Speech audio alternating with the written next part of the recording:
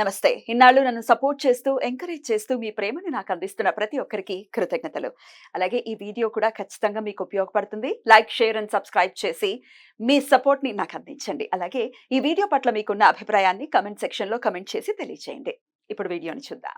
జ్యోతిష్య శాస్త్రం ఒక అద్భుతం. వేదాంగమైన జ్యోతిష్య శాస్త్రం అనేటువంటిది మానవ జీవన గమనానికి ఒక వరం. జ్యోతిష్య శాస్త్రం నీ జీవితంలో వెలుగునింపే ఒక భాష. ఆ భాష నీకు అర్థమైతే ప్రకృతి నీతో మాట్లాడుతుంది. అస్ట్రాలజీ నేర్చుకోవాలి అనుకునే వారికి అద్భుత అవకాశం. మురళీధర శర్మ గారి అస్ట్రాలజీ క్లాసెస్ అతి త్వరలో మొదలు కాబోతున్నాయి. 100% జాబ్ గ్యారంటీ. వివరాల కొరకు సంప్రదించండి. నమస్తే, వెల్కమ్ టు అవర్ ఛానల్. నేను పద్మిని. ప్రస్తుతంతో పాటు ప్రముఖ ఆధ్యాత్మికవేత్త, వాస్తు జ్యోతిష పండితులు కేఎస్ఆర్ గారు మనతో పాటు ఉన్నారు. మాట్లాడదాం. సార్ నమస్తే. నమస్తే అండి. ధనాధిపతుల గురించి చెప్తూ ఉన్నారు. మరి ధనస్సు లగ్నం లేదా ధనస్సు రాశి వారికి ఏ గ్రహం డబ్బులు ఇస్తుందండి? ఇక్కడ ధనురాశికి వచ్చేప్పటికి ఏంటంటే మనం ఇక్కడ శని యాక్చువల్గా. సో ధనుసు రాశికి ఎప్పుడైనా సరే శని ఇవ్వాలి డబ్బులు. సో శని ఇవ్వాలి అంటే కనుక అంత ఈజీగా డబ్బు రావడం అనేది ఉండదు. అంటే వీళ్ళు ఎంత కృషి చేసినా కూడా దానికి తగినంత మొత్తంలో డబ్బు రాకపోవటం.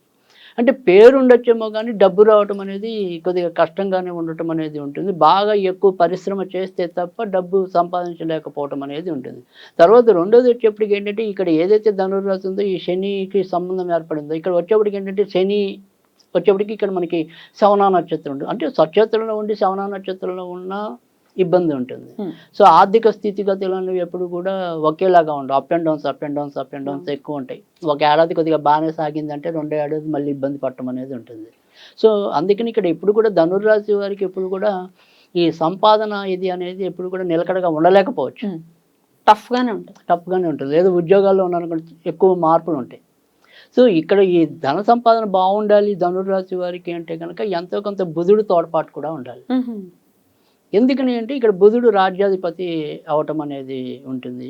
తర్వాత అక్కడ సప్తమాధిపతి అవటం అనేది ఉంటుంది. కనుక ఖచ్చితంగా గురుడికి బుధుడు ఫేవరబుల్గా ఉంటే కనుక అప్పుడు ఎక్కువగా కొంత మంచిగా సంపాదించుకోవటం అనేది ఉంటుంది. తర్వాత రెండోది వచ్చేప్పటికి ఏంటంటే ఇదే ధనుర్రాశి వారికి కనుక వారి చిన్నప్పుడు జాతకంలో తల్లిదండ్రుల స్థానం కనుక సరిగ్గా లేకపోతే దత్తత వెళ్ళి ఆ రకంగా కొంతవరకు డబ్బు సంపాదించుకోవడానికి ఉంటుంది. ఎందుకంటే రెండో ఇంటి కుటుంబ స్థానం కదా. కుటుంబ స్థానంలో శనికి అంత మంచిది కాదు యాక్చువల్గా. సో అందుకని కుటుంబం నుంచి వేరుపడి డబ్బు సంపాదించుకోవటం, ఆ రకంగా డబ్బు సంపాదన రావడానికి కూడా ఆస్కారం అయితే ఎక్కువ ఉంటుంది. కుటుంబానికి దూరం అవుతారు, దూరం అయ్యే పరిస్థితులు ఉండొచ్చు. సో తర్వాత రెండోది వచ్చేప్పటికి మనకి ఏంటంటే ఎప్పుడైనా సరే శనితో అనేప్పుడు శని నిజాయితీ పరుడు అని చెప్పాను. సో ఈ నిజాయితీ వాళ్ళ రోజుల్లో పనికిరాదు. సో నిజాయితీ ఉన్నవాడు నిజాయితీలో అలానే ఉండిపోతాడు. సో మనం వేగంగా డబ్బు సంపాదించుకోవాలంటే అవ్వదు. సో అందుకని ఇక్కడ వేగంగా డబ్బు సంపాదించుకోవాలి అంటే కనుక ధనుర్రాశి వారికి అంత చేతనైన విధానం అయితే కాదు. సో అందుకని ఈ రకంగా కూడా శని వీళ్ళకి కొంతవరకు ఇబ్బంది పెట్టడం అనేది అయితే ఉంటుంది. అయితే ఇక్కడ ధనం నుంచి ధనస్థానం తీసుకున్నప్పుడు కుంభం. సో ఇక్కడ వృద్ధిస్థానం. సో లేదా ధనం నుంచి ధనస్థానం అంటాం. అంటే ఇది లగ్నం అనుకోండి. ఇప్పుడు ధనస్థానం, ఇది లగ్నం అనుకోండి. దీని నుంచి రెండో ఇల్లు ఏమవుతుంది, ఇది అవుతుంది. ఓకే.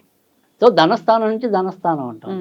మనం ఇప్పుడు ధనస్సు లగ్నం గురించి మాట్లాడుతున్నాం కదా. అయితే నేననేది ఇప్పుడు రెండో లగ్నం అయితే గనక ఇప్పుడు రెండో ఇక్కడ ఇది ప్రతిదానికి కూడా మనము ఇది లగ్నం అనుకోండి. ఈ లగ్నానికి ఇక్కడ మళ్ళీ లగ్న స్థానం అనేది ఇలా చెప్తాం. ఇక్కడ నుంచి ఇక్కడ దీనికి ఇది అలా. అంటే ఏ భావాన్ని చూస్తామో ఆ భావం తర్వాత ఇది వృద్ధి స్థానం. అవును, అదే లేదా దాన్నే ధనస్థానం అంటాం. లేదా తృతీయం అనుకుంటే మళ్ళీ మూడో ఇళ్ళకి వెళ్తాం. ఓకే. సో అలా ఇక్కడ మనం శని వచ్చేప్పటికి ఏంటంటే ఇది వృద్ధి స్థానం కాబట్టి ఇక్కడ ఉండొచ్చు, మళ్ళీ ఇక్కడ ఉండకూడదు. అక్కడ ఉండదు. సొంత క్షేత్రమైనా కూడా ఇక్కడ ఉండద్దు. కానీ ఇది సొంత క్షేత్రమే ఆయనకి, కానీ ఇక్కడ ఉంటే చాలా బాగుంటది.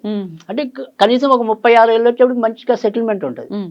బాల్యంలో ఇబ్బందులు ఒడిదుడుకులు ఎదుర్కొన్నా ఎక్కడైతే మనం చక్కగా సుఖపడాలో ఖచ్చితంగా సుఖపెడతాడు ఇక్కడ శని ఉంటే కనుక. వాళ్ళ బాధ్యతలు ఏవైతే ఉంటాయో ఆ బాధ్యతలన్నీ కూడా సక్రమంగా పూర్తి చేస్తారు.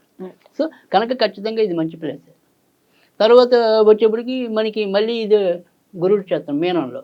సో మీనంలో శని ఉంటే కనుక మళ్ళీ అంత తేలిగ్గా సంపాదించుకోవటం అనేది కుదరదు. పొరపాటున అక్కడ ఉత్తరాభాద్ర నక్షత్రంలో ఉంటే కనుక కొద్దిగా ఆలస్యమైన దీనిలాగానే సేమ్ మంచి ఫలితం అనేది ఉంటుంది. ఇంకా బాగా ఎక్కువ ఇబ్బంది ఏంటంటే మేషంలో మటుకు ఖచ్చితంగా 6వ ఇల్లు అయినా కూడా ఉండకూడదు. అయితే మరి మేషరాశిలో ఉండొచ్చా? సో మేషరాశిలో ఖచ్చితంగా ఉండకూడదు. ఎందుకంటే ఇక్కడ శని ఉన్నప్పుడు ఇటు సంతానానికి ఇబ్బంది, సంతాన మూలకంగా నష్టాలు, అటు నీచం నీచం కనుక ఇటు ఎట్టి పరిస్థితిలో ఉండకూడదు, పంచమ స్థానంలో ఉండకూడదు. పైగా అక్కడ భరణి నక్షత్రంలో ఉంటే ఇంకా ప్రాబ్లం, శుక్ర నక్షత్రంలో ఉండకూడదు, పిల్లలు పుట్టడానికి కూడా ఇబ్బంది అయిపోతుంది. ఓ సో అందుకని అది మంచిది కాదు. కానీ 6 ఇల్లు ఇక్కడ మళ్ళీ మంచిదే. వృషభం మటుకు చాలా మంచిది, ఎందుకంటే ఆయనకి మంచి మిత్రక్షేత్రం. అక్కడ మనం అంటే ఎటు రకంగా తీసుకున్నా కూడా అంటే స్వతంత్ర వృత్తులు, అంటే వ్యాపారం కన్నా కూడా స్వతంత్ర వృత్తుల్లో రాణించాలి అంటే కనుక ఇక్కడ అవుతుంది. అంటే ఏదైనా ఒక చార్టెడ్ అకౌంట్ అనుకోండి, లా అనుకోండి, ఇలా ఏవైతే స్వయం ఉపాధి చదువులు ఉంటాయో అలాంటి వాటిలో బాగా రాణించాలి అంటే కనుక అక్కడ అవుతుంది. తర్వాత ముఖ్యంగా ఆడవాళ్ళు అయితే కనుక నర్సింగ్, అంటే ఈ నర్సుల ద్వారా బాగా సంపాదించాలన్నా కూడా అక్కడ బాగా అవుతుంది. సో అందుకని అక్కడ ఉంటే కనుక మంచి ఉపయోగం ఉండటం అనేది అయితే ఉంటుంది. ఇక సప్తమం వచ్చేవాడికి మిథునంలో పడుతుంది. సో ఇక్కడ సప్తమంలో ఉన్నప్పటికీ కూడా ఇబ్బంది ఏం లేదు, ఒకసారి భార్య వల్ల కూడా కలిసి రావడానికి అయితే ఆస్కారం ఎక్కువ ఉంటుంది. కానీ మళ్ళీ వచ్చేప్పటికి ఏంటంటే ఇక్కడ అష్టమంలో మటుకు ఎట్టి పరిస్థితిలో ఉండకూడదు. ఇక్కడికి చంద్రుడికి అది శనికి పూర్తి వ్యతిరేక క్షేత్రం అవటం, తర్వాత అష్టమ స్థానం అవటం. సో దీనివల్ల డబ్బులు పోగొట్టుకోవటం కానీ ఎంత కష్టపడినా కానీ ఉపయోగం లేకపోవటం కనుక ఇది కూడా మంచి ప్లేస్ కాదు. ఇక తర్వాతకి వచ్చేప్పటికి ఏంటంటే ఇది సింహం 9వ ఇల్లు. 9వ ఇంట్లో శని ఉన్నప్పుడు ఏంటంటే కొంతవరకు అంటే నాన్నగారి ద్వారా వచ్చే ఆస్తిపాస్తులు ఏమి ఉండవు, అప్పటికి ఖర్చు అయిపోవటం అనేది అయితే ఉంటుంది. సో వీరి యొక్క వ్యక్తిగత అదృష్టంతోనే డబ్బు సంపాదించుకోవటం అనేది ఉంటుంది. సో వారసత్వంగా వచ్చేవి పెద్దగా కలిసి రాలేకపోవడానికి అయితే ఉంటుంది. ఇంకా దశమ స్థానంలో శని చాలా ఎక్కువ మంచి ఫలితాలు ఉంటాయి. అది పైగా ఇది మిత్రక్షేత్రం, అంటే దశమ స్థానంలో శని ఉన్నప్పుడు ఏంటంటే అది చెడ్డ స్థానం అయితే ఒక ఎత్తుకు తీసుకెళ్లి పడేయటం అనేది ఉంటుంది. అది మిత్రస్థానం అయితే కనుక ఖచ్చితంగా చాలా ఎదుగుదల అనేది ఇవ్వటం అనేది ఉంటుంది. శనితో ఒకటే ఎప్పుడు కూడా ఆకస్మికంగా డబ్బు రావాలి అంటే కనుక శని చాలా కొన్ని పెక్యులర్ ప్లేస్లో ఉండాలి, అలాంటప్పుడులోనే మనకి ఆకస్మికంగా వస్తాయి. కానీ ఇక్కడ మటుకు ఖచ్చితంగా అలాంటి ఒక్కసారి ఆకస్మిక యోగం ఇవ్వడానికి కూడా కన్యా రాశి అనేది ఉపయోగపడుతుంది. అంటే మనం ఒక సందర్భంలో చెప్పుకున్నాం ఈ కన్యా రాశి అనేది నిష్ఫల రాశి అని చెప్పి, కానీ ఇక్కడ శనికి మంచిది. సో అందుకని ఇక్కడ ఎక్కువ యోగాన్ని ఇవ్వటం అనేది అయితే ఉంటుంది. పైగా తర్వాత లాభస్థానం అది కూడా చాలా మంచిది, అక్కడ ఓచ. తర్వాత పంచశేష యోగాల్లో శని అక్కడ ఉండటం కూడా ఒక యోగం కనుక ఇక్కడ కూడా మంచి జరగడం అనేది. మళ్ళీ వేళ్ళు శని మాత్రం ఎట్టి పరిస్థితుల్లో ఉండకూడదు.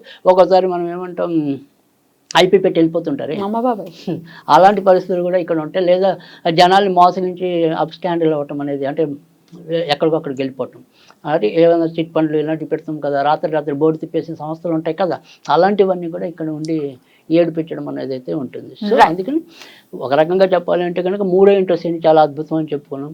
తర్వాత వృషభం 6వ ఇల్లు చాలా అద్భుతం అని చెప్పుకున్నాం. ఇక్కడ సింహంలో మిశ్రమం అని చెప్పుకున్నాం. తర్వాత ఈ రెండు కూడా రాజ్యస్థానము లాభస్థానము రెండిట్లో కూడా చాలా మంచి ఫలితాలు ఇస్తాడని కూడా చెప్పుకున్నాం. మరి ఒకవేళ రాంగ్ ప్లేసెస్ లోనే ఉన్నారు శని అంటే కనుక ఎట్లాంటి రెమెడీస్ చేసుకోవాలండి?